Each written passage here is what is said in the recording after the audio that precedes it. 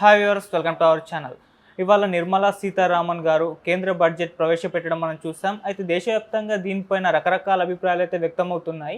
అసలు ఏ విధంగా ఉంది ఈ కేంద్ర బడ్జెట్, దీనిపైన సమగ్ర విశ్లేషణ చేయడానికి డానీ గారు సీనియర్ జర్నలిస్ట్ ఉన్నారు. వారితో ఒకసారి మాట్లాడి తెలుసుకునే ప్రయత్నం అయితే చేద్దాం.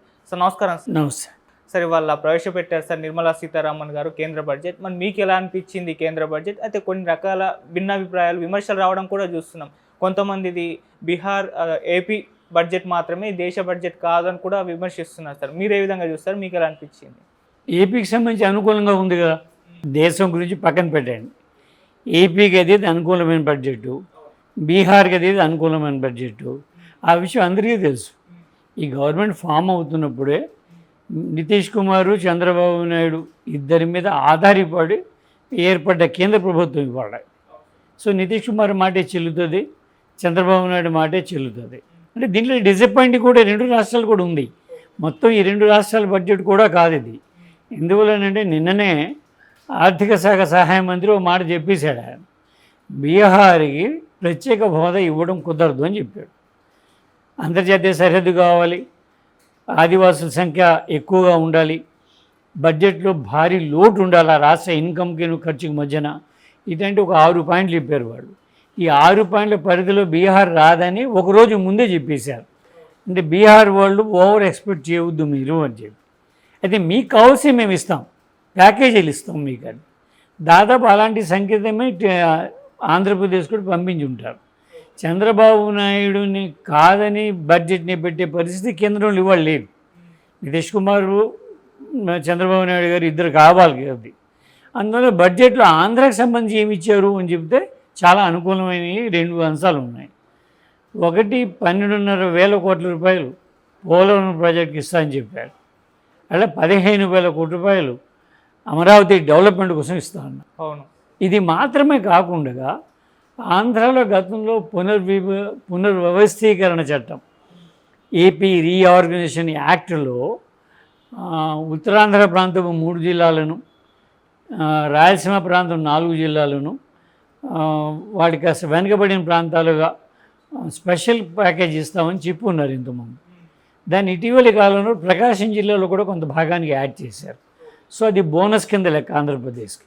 జనరల్గా ఆంధ్రప్రదేశ్కి 4 జిల్లాలకు రావాలి, వీళ్ళు ఈసారి దాదాపుగా 5 జిల్లాలకు ఇచ్చారు. బహుశా ప్రకాశం జిల్లాని ఇంకో 2 ముక్కలు చేస్తారు. ఈస్ట్ వెస్టర్న్ పార్ట్ అది ప్రకాశం జిల్లా ఉంది కదా, గతంలో కర్నూలు జిల్లాలో ఉండేవాళ్ళం. ఆ ప్రాంతం కంబము, ఆ ఏరియాను తీసుకొస్తారు దీంట్లో.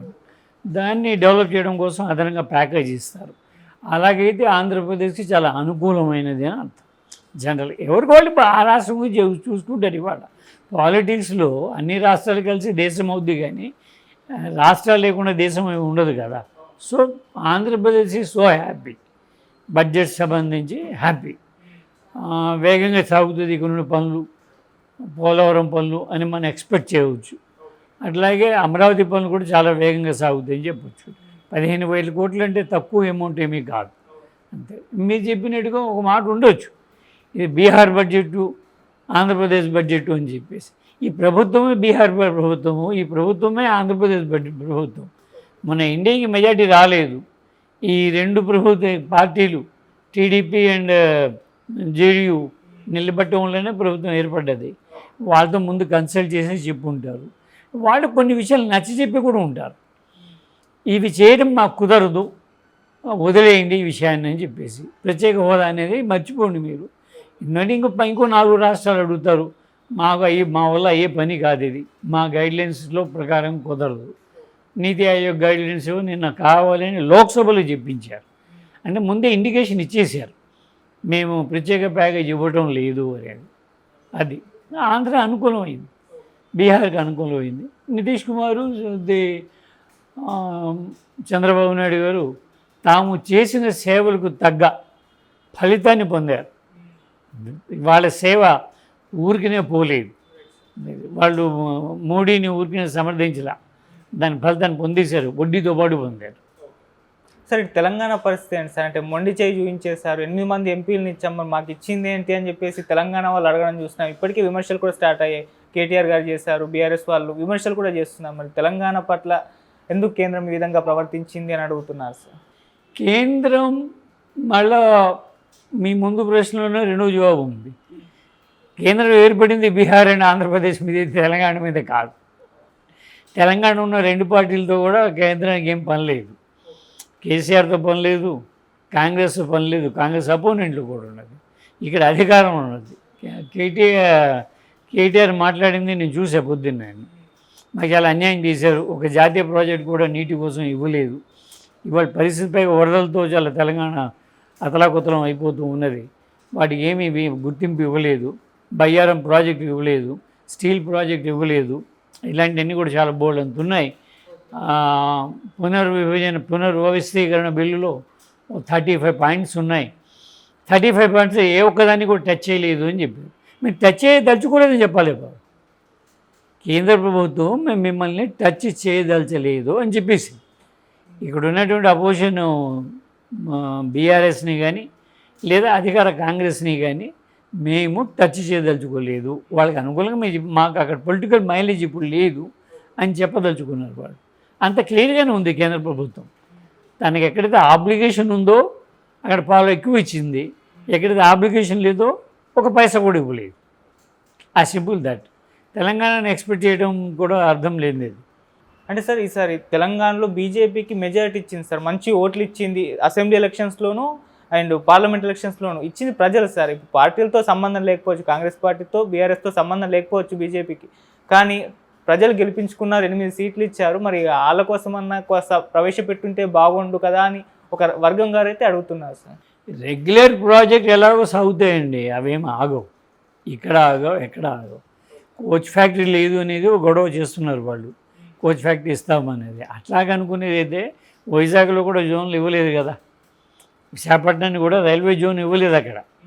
ఇక్కడ కోచ్ ఫ్యాక్టరీ ఇచ్చే అవకాశం ఇప్పుడు లేదు, ఆ ప్రస్తావన చేయలేదు. అది వాళ్ళకి డిమాండ్స్ వచ్చినప్పుడు రెగ్యులర్ ప్రాజెక్టులు వీళ్ళు ఆన్గోయింగ్ ప్రాజెక్ట్ ఎలాగో వెలుగుతుంటాయి, అవి ఎలాగో ఆగవు. అవి కొత్తగా ఏమీ ఇవ్వలేదు. తెలంగాణకైతే అయితే కొత్తగా ఏమీ ఇవ్వలేదు. ఆంధ్రాకు కూడా కొత్తగా కాదు, రెండు కూడాను 10 ఏళ్ళుగా ఉన్నటువంటి పెండింగ్ విషయాలు. రాజధాని నిర్మాణం కోసం కేంద్ర ప్రభుత్వము ఆర్థిక సహాయం చేయడం అనేది 2014 చట్టంలోనే ఉంది. అలాగే పోలవరం ప్రాజెక్టుని జాతీయ ప్రాజెక్టుగా గుర్తించి పూర్తి చేయాలి కేంద్ర ప్రభుత్వం అనేది కూడా 2014 చట్టంలోనే ఉంది.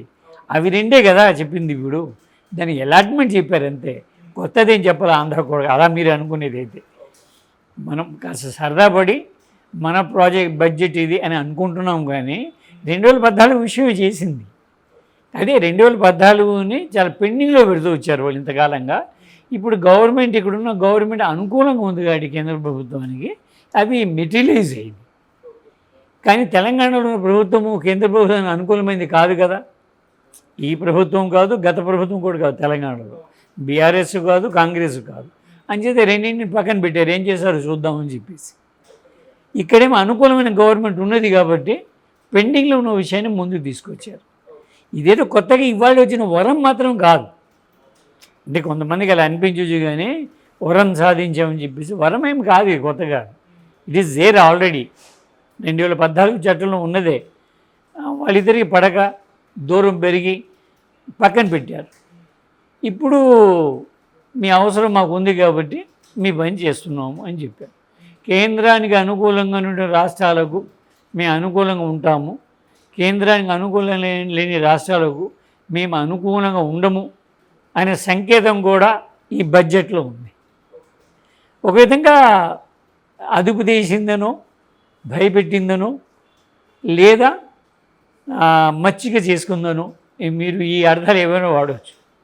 మాతో దగ్గరే ఉన్నవాడికి మేలు చేస్తాము, మాకు దూరంగా ఉన్నవాడికి పక్కన పెడతాము అనే మాట కూడా ఉంది బడ్జెట్. అవును, పొలిటికల్ బడ్జెటే ఇది.